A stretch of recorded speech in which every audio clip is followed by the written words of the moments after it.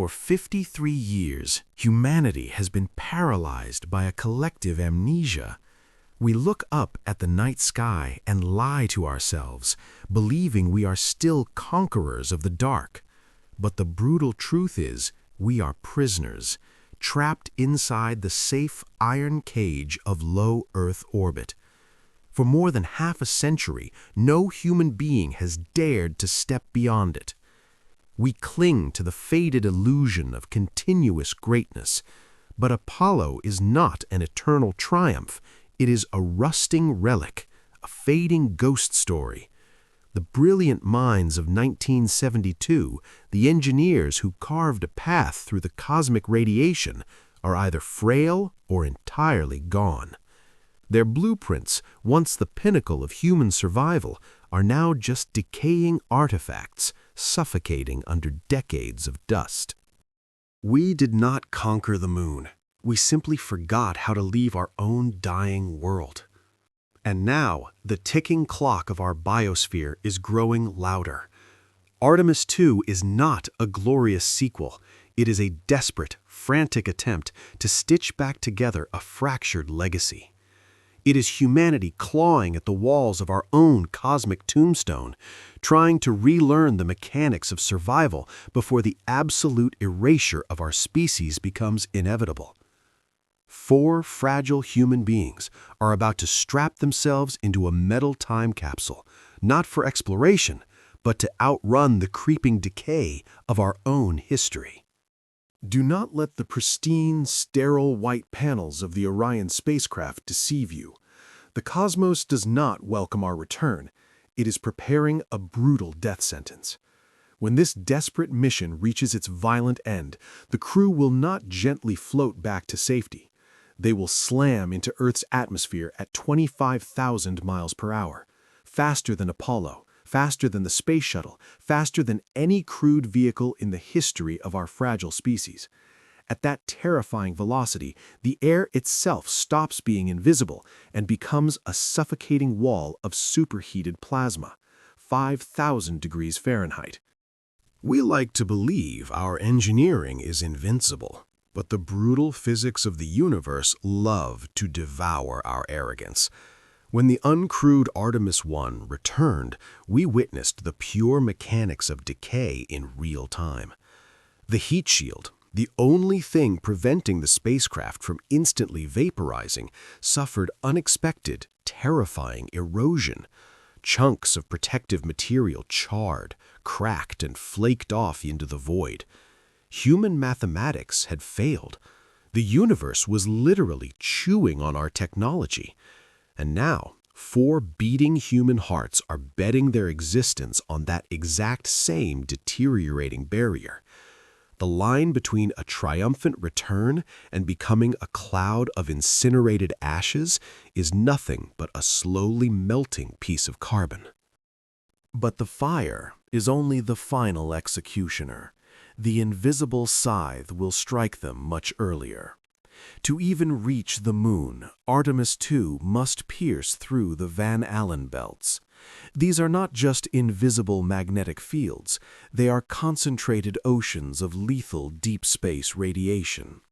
Down here, in the cage of low Earth orbit, we are shielded, but out there, the cosmic rays will tear through the metal hull, piercing their retinas with flashes of blinding light and systematically shredding their very DNA. These 4 astronauts are no longer just explorers. They are biological sacrificial offerings. We are sending them into a radioactive wasteland to measure the exact speed of human decay. We are monitoring their blood, their sleep, their deteriorating cardiovascular systems, turning their bodily suffering into the ultimate survival data. Because if we cannot figure out how to endure the poison of deep space, our legacy will never leave this dying rock. We look at these monumental rockets, and we see human triumph. But in the grand, silent museum of the cosmos, they are just different generations of desperate escape vehicles. The legendary Saturn rocket of the Apollo era, generating 7.5 million pounds of thrust, is now nothing but a dead fossil, a relic of a forgotten age. Today, the Space Launch System produces 8.8 million pounds of raw, explosive violence just to hurl a tiny payload away from our fading planet. We proudly boast that Orion's flight computers are 20,000 times faster than the primitive analog brains of 1972. We have replaced the scratchy, haunting radio static of the past with invisible infrared lasers streaming 100 gigabytes of high-resolution data across the void.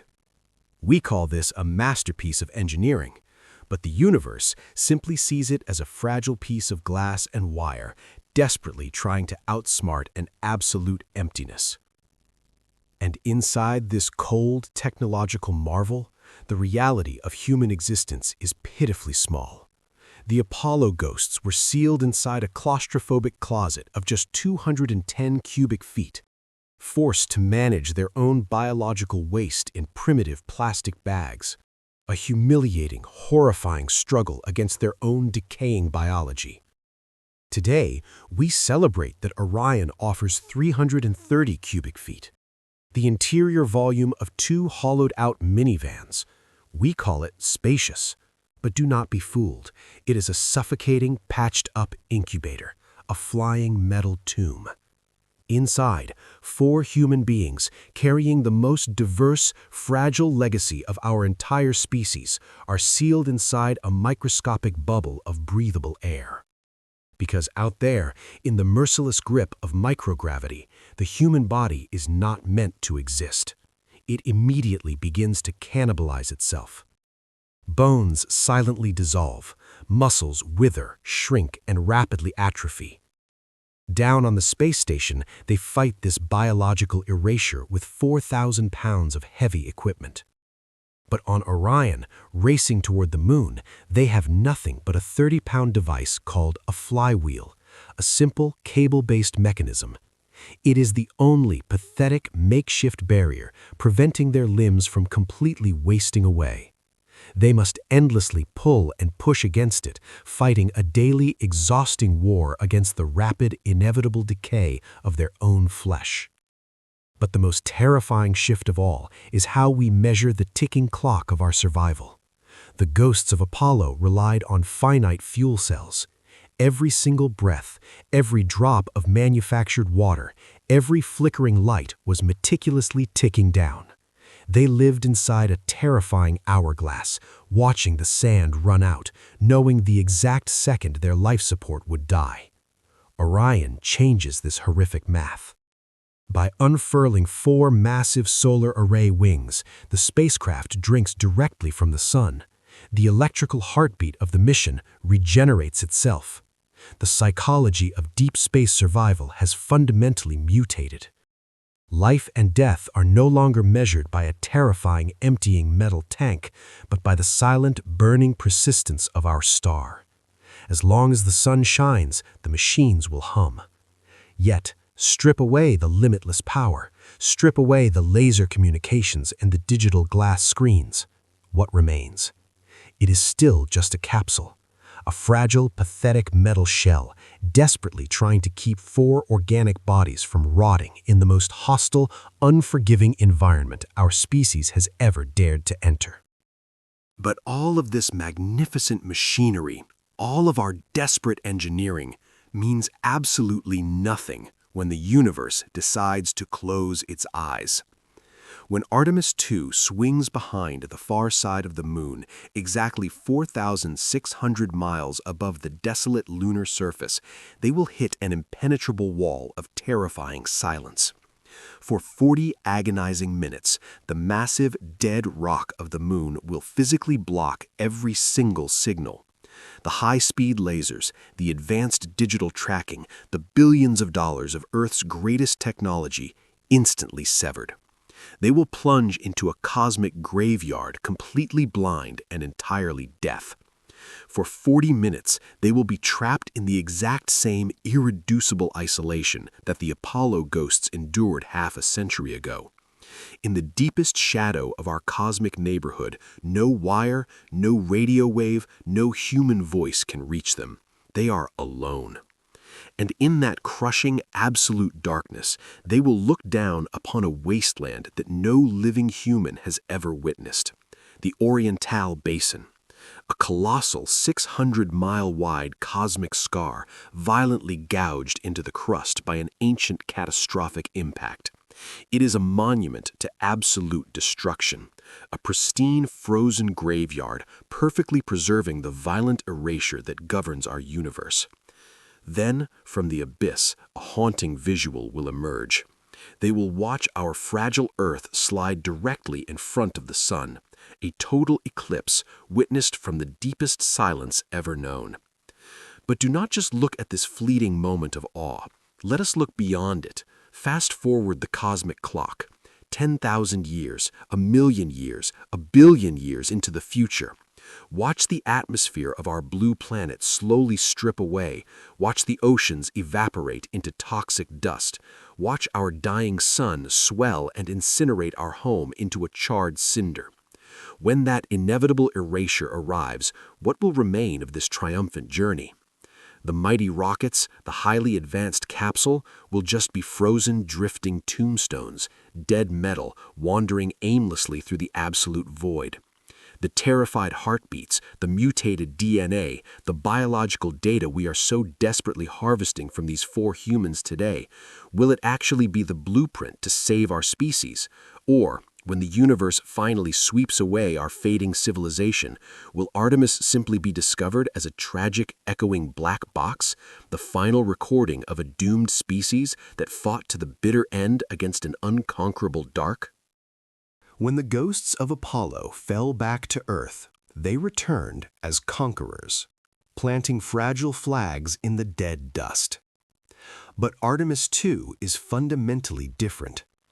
Wiseman, Glover, Koch, and Hansen will not return as conquerors. They will return as pathfinders, the heavily burdened pathfinders of our fading era. The moon is no longer the final destination.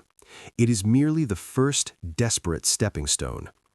Everything they are testing out there in the dark, the eroding heat shield, the patched-up life support, their own mutating biological data, is being harvested for the terrifying 1,000-day journey into the absolute abyss of Mars. The universe is profoundly cruel. It is entirely indifferent to our survival. No amount of advanced engineering can ever erase the pathetic fragility of the human body.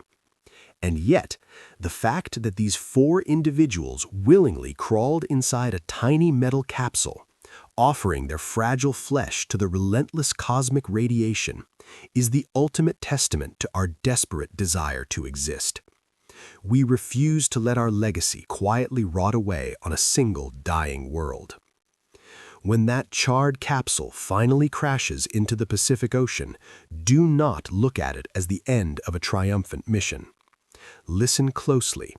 It is the heavy mechanical strike of the cosmic clock, violently ticking into a new, terrifying era. You, watching this right now, are not just an audience. You are the witnesses to the ultimate transition of our species. The final countdown to save our legacy has officially begun.